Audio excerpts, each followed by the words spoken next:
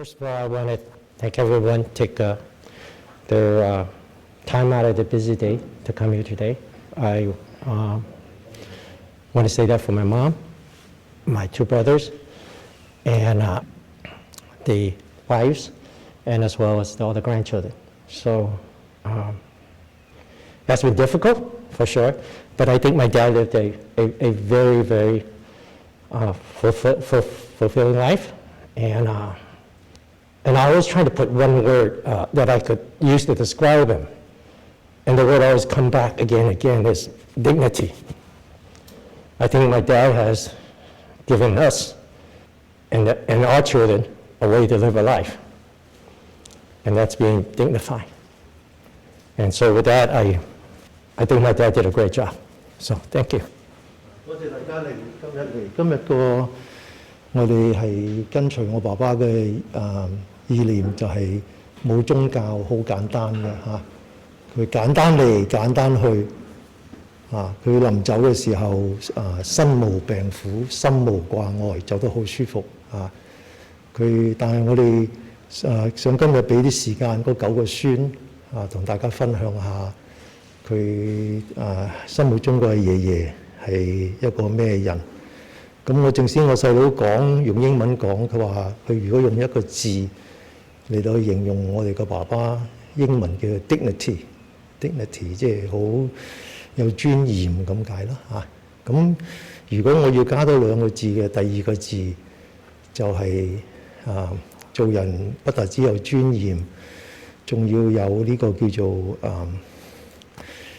做人應該有呢個公平fairness, dignity and fairness。最後咧就係做人要有宗旨 integrity。So as my brother Kent said, dignity is the most important. But next to that, my own recollection of him is dignity, fairness, and integrity. Now, what's interesting about those 3 words is that it has nothing to do with money. It absolutely has nothing to do with money. So with that, I'm going to turn it over to the 9 grandchildren. They have selected their representative. And as I explained to them that my dad wanted them to celebrate his life, not his death. And that's why we try not to have any association with death and mainly about his life, okay? 咁而家咧我就俾呢10個孫自己揀代表出嚟講一講佢個爺爺嘅生平。咁我爸爸個心願就係話人死咗就唔需要點樣掛念嗰個死亡嗰樣嘢，掛念嘅係佢生平點樣做人咁佢點樣做人咧？喺佢個9個孫裏邊咧，你就可以睇到啦。好，多謝大家。多謝大家咁多親人、屋企人、朋友今日嚟參加我哋廟家個阿爺、老豆同埋一個老公。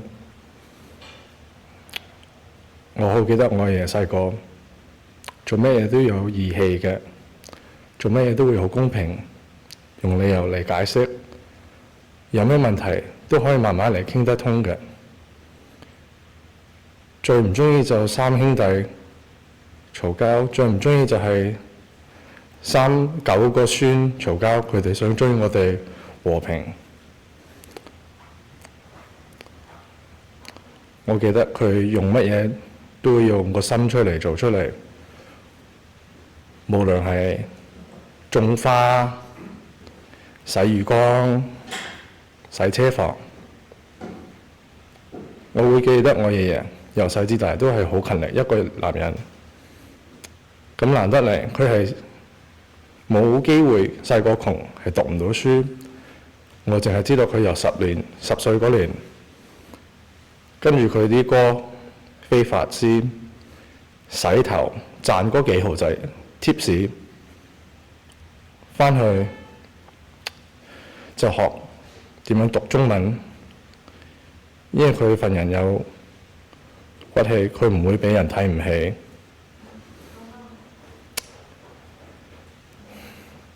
跟住好勤力，結咗婚，生仔，40歲嗰年，乜嘢都犧牲晒，搏個機會嚟美國金山。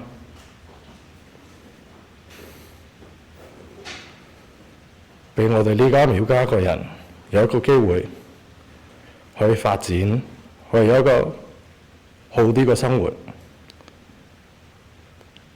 佢做人阿爸做得非常之好，當然我冇一個機會做佢個仔，我望住我老豆、我伯父，個個都好成功，個個都好有錢，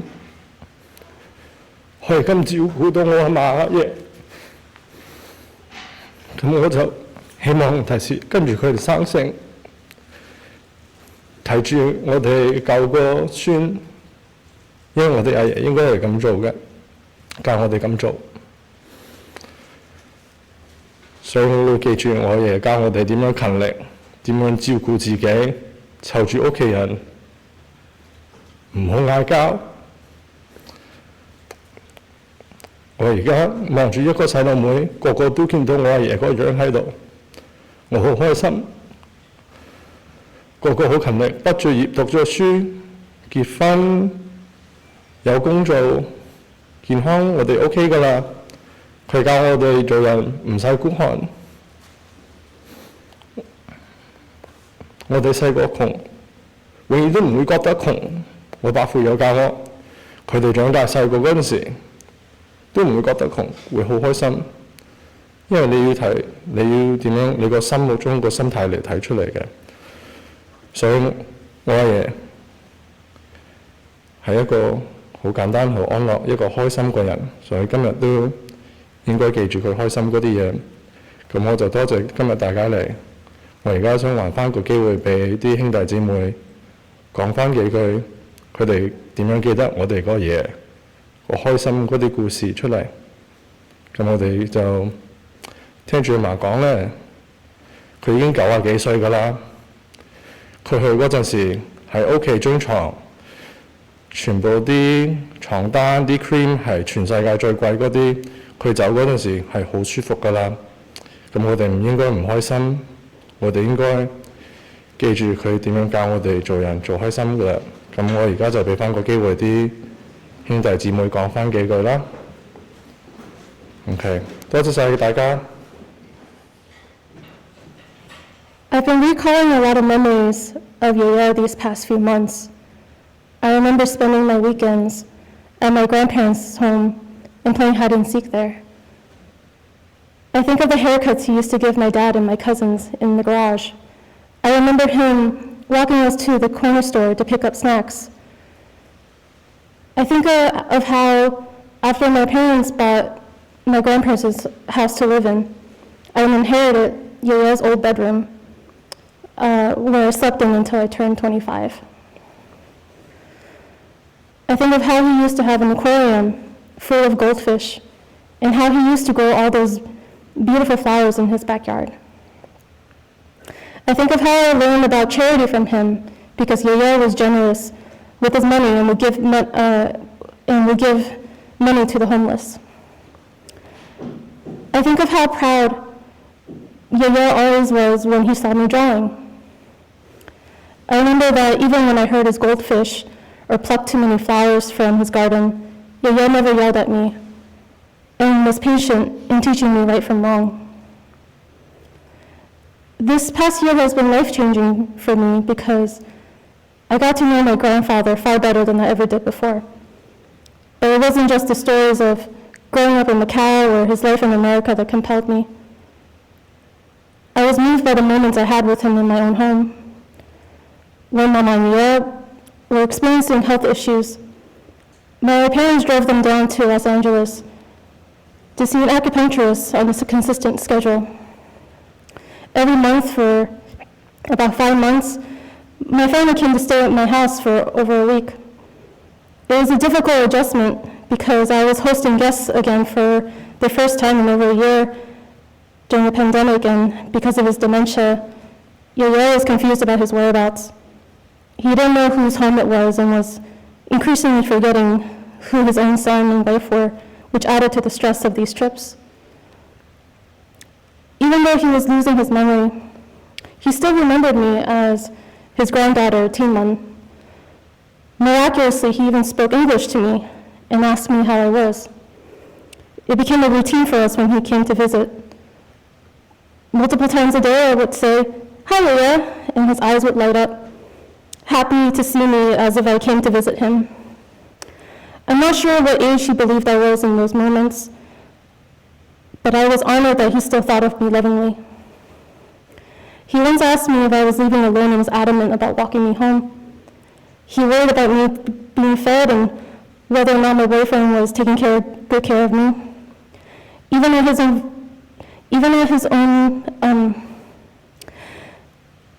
most vulnerable, Yaya still displayed strength because he believed his granddaughter needed him.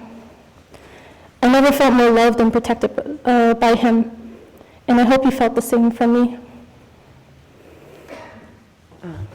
So I'm actually really lucky because I live not far from here, and I've had the opportunity every day driving my son to his daycare right around the corner to kind of have moments where I've been able to think of Yeye and think of what he is really, how I remember him, right? I think as a memorial, that's kind of what we're all struggling with here, is how do we remember him, right? As the years go by, I'm getting older and the memories start slipping. And the image that kept coming to me was how lucky I was at my wedding. My favorite picture at my entire wedding was not planned. It was Yeye being Yeye. It was me walking down the aisle with my dad, and Yeye jumps up and gives me a kiss right before I get to Matt to hold his hand. And the look on his face is how I remember Yeye. Just always happy, always joyful. Didn't matter what we were doing, if we were together, he was happy. And I try to pass that on to my kids. I try to make sure that my kids are happy. I try to make sure that they see joy. And I realize that comes from Yeye. That, I'm so lucky that because Yeye chose to miss Ngomun his whole life, my kids get to grow up here. My kids get to experience the life that they do. I get to have kids, right? For me, that's how I'm going to remember Yeye, is that the sacrifices he made to have all of us so that we could all continue our lives here and have the opportunities that we do here. And for me, the most important thing is to continue passing on that joy and that happiness that he showed every single one of us. And I think that's what's going to live in my heart whenever I remember him, is just that moment of him jumping up and kissing me when I was walking down the aisle. 當然今日係一個好難過一個時候，我哋3個孫代替我哋9個孫，個個都係咁諗住我嘅嘢，咁掛住我嘅嘢。我知道無論你係親人朋友，邊個見到佢都基哥前基哥後，妙生前妙生後，我都知道你哋個個咁錫佢都係代表佢做人係幾好，幾有義氣。無論佢係街邊窮人，都會俾錢或者孫，佢都會好錫人。咁今日我哋繼續記住佢，聽日行前一步又記住佢，跟住佢點樣做，聽住佢咁樣教，咁就大方啲，攞個心出嚟做嘢，唔好嗌交，唔好嘈啦。跟住如果有邊個親邊個朋友啊，邊個屋企人想攞呢個機會講幾句説話，或者想記住呢個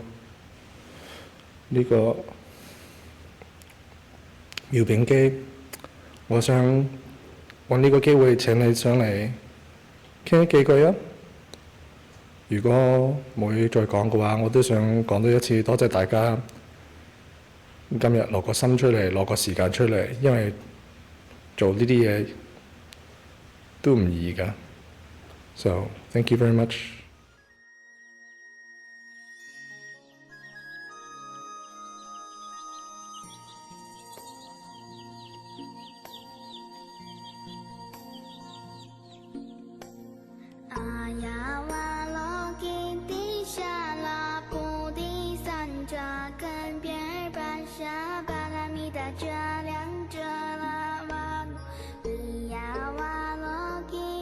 Shower.